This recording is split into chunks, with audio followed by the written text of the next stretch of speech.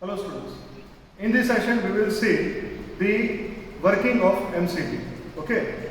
You can see here that one poster is explaining the internal structure of MCB. See, this is, you can see that it is divided into two parts. This portion left hand side, it is under the normal working condition, and this side it is under the faulty condition, and specifically it is mentioned for the short circuit condition. See, I would like to explain how this MCB is connected. You can see here that this portion, it is part of an MCB, and on right hand side you can see here it is connected with line. So basically it is connected with supply, and this side it is connected with load. So basically this MCB is protecting this load from the faulty condition in the supply side. Okay. Now we are first of all understanding the normal condition of an MCB. See, you can see here that there are two contacts, close contacts you can see here. Till the time these two contacts are closed, they are connected with each other, normal condition is happening.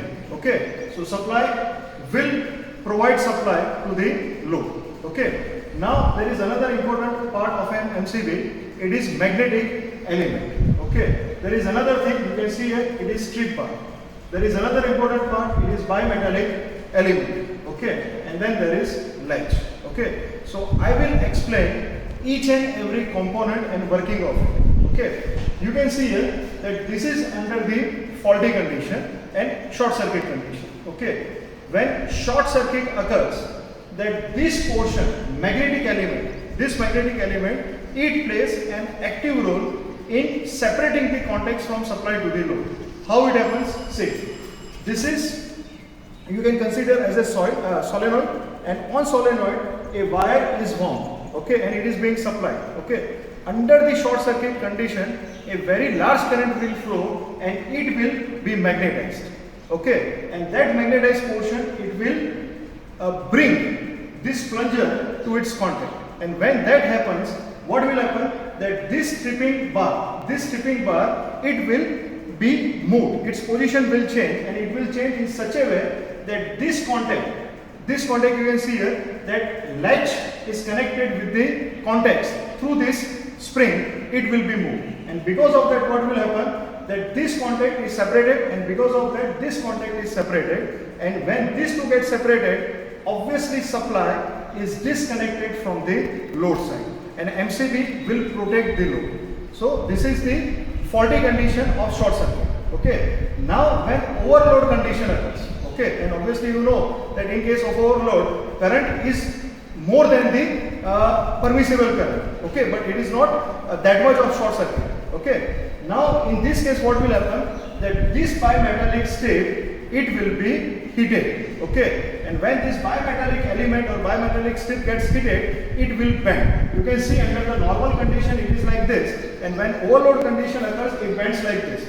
And as it is connected, you can see this portion, it will hit here. Okay, so when this bimetallic element it hits here, that this portion will be broken. This contact, this stripping bar contact with the spring through the latch, it will be moved, and this portion will be open. And because of that, these two contacts will also get separated. Okay, so this is the working of an MCB. You can say internal structure, and MCB works on two conditions. One is short circuit, and the second one is overload condition. We will show short circuit condition practically also. Thank you. Hello students. In today's session, we will see working of an MCB. See, what we have connected? We have connected this lamp load with MCB to the supply system. Okay. So basically, with the help of this MCB, we are protecting this lamp load. See, I would like to mention here one thing, that this is connected with a three-phase supply system. Okay. Now there is an interesting part here, that you can see here, out of this cable there are three terminals. If I make connections like this red terminal, red wire, it is connected with R phase. If I make this green wire with Y, then obviously it is connected to the Y phase. And this, if I make connection here, then it is B phase. So basically in this situation, we are able to get three-phase supply. Okay. but obviously we are not interested in three-phase supply for this practical. We are interested in a single phase. So I am removing this connection and I am connecting this to the neutral path. Okay, so basically there is one phase, R phase, and then there is neutral. Okay, so with this single phase we have connected this entire circuit. Okay, now one important thing is to remember that protecting device is always connected in phase, and obviously in our case MCB is a protecting device. You can see here that yellow wire, that this connection is with the R phase. This wire, it is connected with the R phase. So MCB is connected with the phase, and then this red wire, it is a retaining part. Okay, now I am switching it on. I am switching it on. Okay, you can see here that bulb is glowing. Okay, now to explain the working of MCB, we are creating an artificial fault condition, and in this case that we are creating short circuit condition. How it is created? That I will connect the neutral of the system and phase of the system together. You can see here that short circuit has occurred, and because of that this MCB has tripped. Okay, you can see the position of an tripping. Okay, MCB, you can see the position of this knob. Okay, it is in off condition. Now again I am making it on. You can see here that again this bulb is glowing.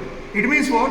That under normal condition it is working, and when short circuit occurred, this MCB tripped and it has protected the lamp. Okay, thank you.